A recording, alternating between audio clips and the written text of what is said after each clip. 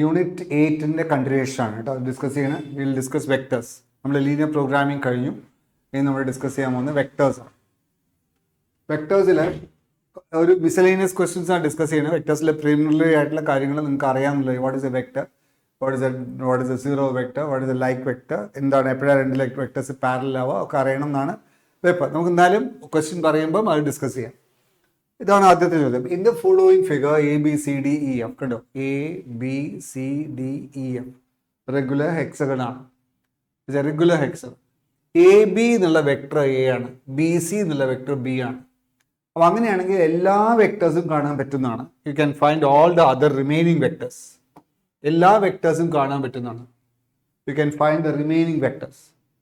ഏതൊക്കെയാണ് remaining vectors കാണാൻ പറ്റുക നോക്കാം. ആദ്യത്തെ വെക്ടർ, ഇപ്പം ഇതൊരു വെക്ടറാണ്, എ സി ഒരു വെക്ടറാണ്. എ സി പറയുന്നത് എന്തായിരിക്കും? What is A C? Vector A C is equal to A plus B. Addition law ആണ് അത്. A C A plus B ആണ്, right? A C A plus B ആണ്. ഇനി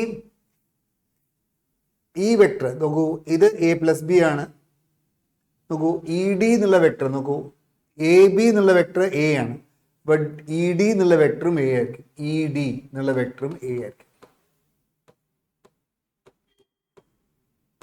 ഡി എ എന്നുള്ള vector minus A ആയിരിക്കും. കാരണം ഈ ലെങ്ത്തും സെയിം ആണ്. അപ്പം എന്ന് ബിയിലേക്കാണെങ്കിൽ എ ആണെങ്കിൽ ബിന്ന് എയിലേക്ക് മൈനസ് എ ആയിരിക്കും അല്ലേ? ഇനീഷ്യൽ പോയിന്റും ടെർമിനൽ പോയിന്റും ഇന്റർചേഞ്ച് ആയാൽ നെഗറ്റീവ് ആവും. അതും നമുക്കറിയാം. അപ്പോൾ അതുകൊണ്ട് ഈ വാല്യൂ നോക്കൂ, ഇത് ബി ആണെങ്കിൽ ഈ ലെങ്ത്തിൽ ഇതാ ഈ വെക്ടർ എ ഡി ഇതിന്റെ ഡബിൾ ആണ്. ഹെക്സഗണിന്റെ പ്രോപ്പർട്ടി അത്. ഇത് രണ്ടും പാരലൽ ആയിരിക്കും, ഡബിൾ ആയിരിക്കും. അപ്പോൾ ഇത് 2b ആയിരിക്കും. അപ്പോൾ വെക്ടർ എ ഡി പറയുന്നത് 2b ആണ്.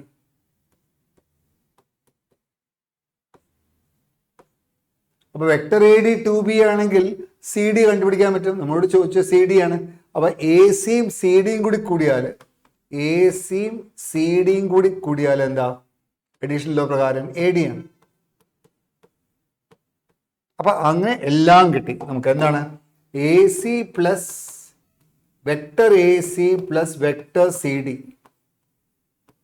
Vector A C plus vector C D എന്താ? എ ഡി ആണ്, വെക്ടർ എ ഡി ആണ്. And you know vector AD is 2b. Vector AD 2b ആണ്. CD ആണ് ചോദിച്ചത്. Vector CD ആണ് ചോദിച്ചത്. അപ്പോൾ CD will be 2b minus AC. And you know AC is A plus B.